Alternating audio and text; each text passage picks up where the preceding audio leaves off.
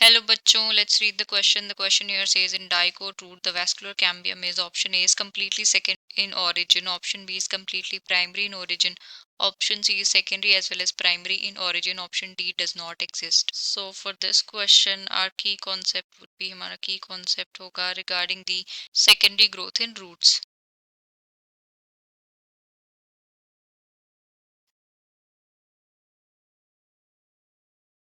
In roots and secondary growth किन में होती है, डाइकोट्स में होती है, तो यहाँ हम डाइकोट रूट की बात करेंगे.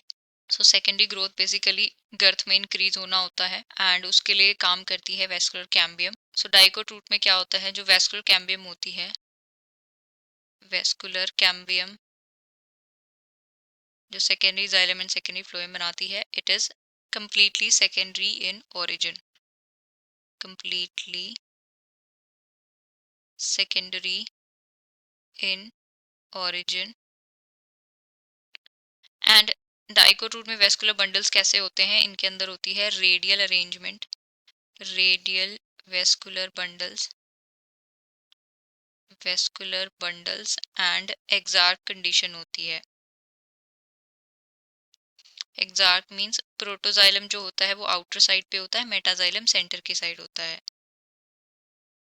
Protoxylem towards periphery and metaxylem centre के साइड. सो यहाँ पे वेस्कुलर कैम्बियम की ओरिजिन कैसे होती है, it originate from the tissue located just below the phloem bundles. So vascular cambium originates from tissues located just below the phloem bundles, जो tissue phloem bundles के नीचे प्रेजेंट होते हैं, and which includes a portion of pericycle,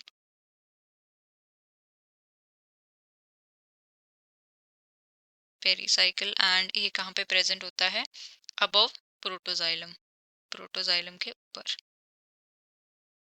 above protoxylem. And ये क्या बना देता है, इट फॉर्म अ